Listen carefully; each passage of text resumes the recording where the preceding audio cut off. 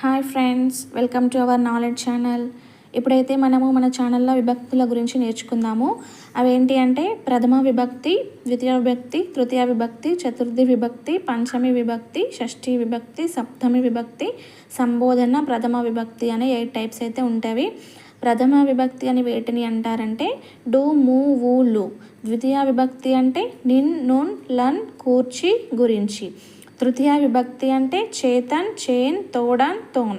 చతుర్థి విభక్తి అంటే కొరకున్, కై. పంచమి విభక్తి అంటే వలనన్, కంటెన్, పట్టి. షష్ఠి విభక్తి అంటే కిన్, కున్, యొక్క, లోన్, లోపలన్. సప్తమి విభక్తి అంటే అందున్, నన్.